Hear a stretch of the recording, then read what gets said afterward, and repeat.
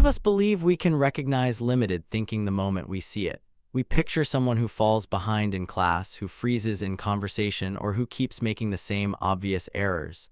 Psychology paints a quieter picture. Limited thinking rarely shouts, it rarely waves a flag. Many of the most restrictive mental habits look ordinary on the outside. They feel reasonable. They even feel clever to the people who carry them.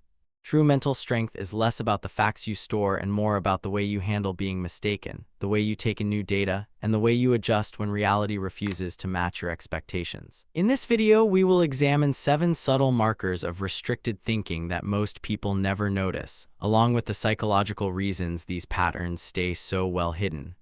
Let's start. Sign 1: an inability to say, "I was wrong." One of the clearest yet least noticed indicators of constrained thinking is the refusal to utter 3 plain words. On the surface, the refusal can look like firmness, like someone who refuses to fold, like a person who trusts their own judgment. Inside the mind, something else is usually happening. When a person cannot concede an error, their sense of self has usually become more valuable than accuracy. Being mistaken has become equated with being diminished. The possibility of error feels like an attack on who they are. The capacity to notice the boundaries of one's own reasoning, intellectual humility, is among the most reliable signs of real mental ability. Studies in cognitive psychology repeatedly show that people willing to revise their views when stronger evidence appears tend to reach better conclusions across time. Picture someone you know who has never once said, "I got that wrong." No matter how plainly the facts point elsewhere, they dig in, reframe the story, or shift the blame. That is not resilience. It is a mental loop that blocks any further learning. Growth starts only when a person can look at their own convictions without defense. Sign 2: assigning every failure to someone else. Here the pattern becomes even more consistent. It surfaces in relationships, at work, with money, always the same sequence. Something goes poorly and somehow the person is never responsible. The instructor was biased. The manager had it in for them. The market was cruel. Friends or colleagues dropped the ball. There is always an explanation, and that explanation always points away from the self. Psychologists label this an external locus of control, the conviction that events simply happen to you rather than something you can influence. This is not the same as recognizing that outside forces sometimes matter. Life is uneven and circumstances can be harsh.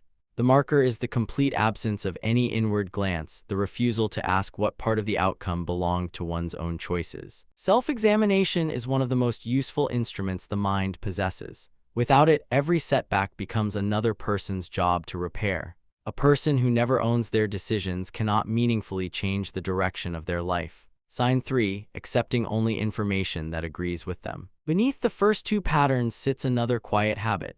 Confirmation bias is present in nearly everyone to some extent. The brain prefers data that supports what it already holds true. When facts arrive that challenge those holdings, the mind does not treat them as interesting, it treats them as dangerous. The difference between stronger and weaker thinkers is not the total absence of the bias. It is whether the person notices it. Capable thinkers deliberately look for views that contradict their own. They study the opposing case. They ask the awkward question. They allow the possibility that something important is missing. A person locked in limited patterns does the reverse. They seek sources that already match their stance. They discard contrary evidence without inspection. They confuse what feels familiar with what is accurate. A common scene: someone forms a firm opinion after a single video that matches what they already believed. When later research paints a more complicated picture, they dismiss it at once, not because they weighed it, but because it feels off. Feeling correct and being correct are not the same. Stronger thinkers understand the gap. Sign 4: speaking to impress rather than listening to learn. Many people assume the smartest person in any room is the one who talks the longest. Careful observation of high-level discussion reveals the opposite. The sharpest minds ask more questions than they answer. They wait, they absorb the full statement before they reply. They show real interest in what the other person knows. They grasp a basic truth: other people hold information they themselves do not yet possess. Someone operating from a restricted pattern treats conversation as performance. Attention stays on how they appear rather than on what they might discover. They cut in. They steer every subject back to territory they already control. Genuine follow-up questions almost never appear. The aim is not insight, the aim is image. The behavior can look like energy or involvement, yet little real curiosity is present. Curiosity ranks among the strongest predictors of mental ability that researchers have identified. The drive to understand something for its own sake keeps a person learning across a lifetime. Anyone who speaks only to be seen as clever has, without noticing, placed an upper limit on what they can still learn. Sign 5. Reaching firm conclusions before the evidence is in.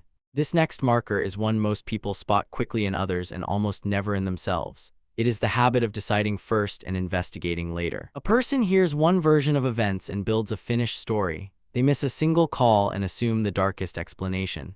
They notice one action and construct an entire character portrait around it. The brain is built for speed. Quick judgments once protected us. That speed still has value in certain moments. The ability to pause to notice that information is still incomplete is one of the clearest signs of careful thought.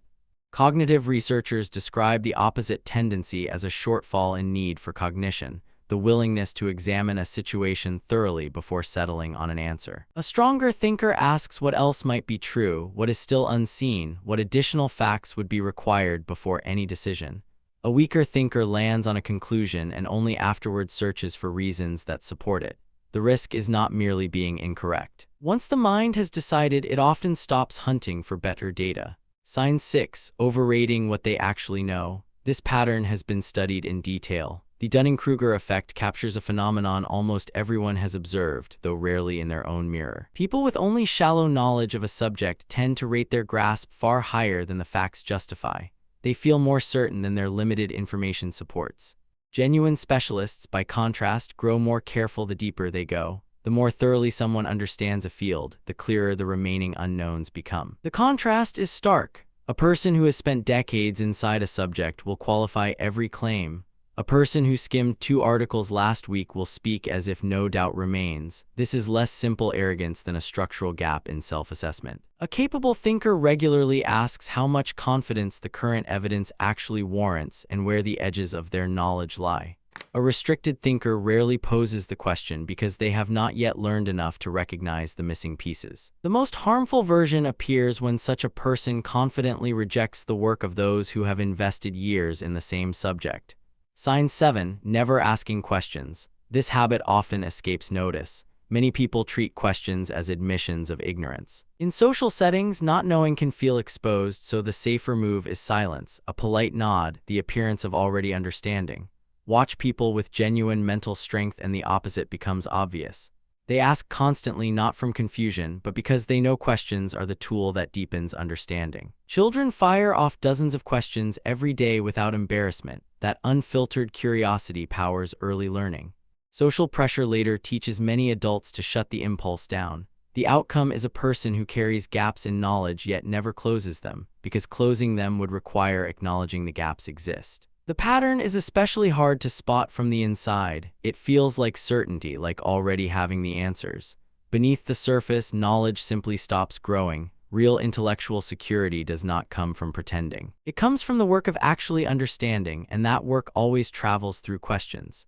If these ideas helped you see your own thinking or someone else's a little more clearly, subscribe for more psychology insights designed to sharpen the way you look at the world. The next video is ready whenever you are.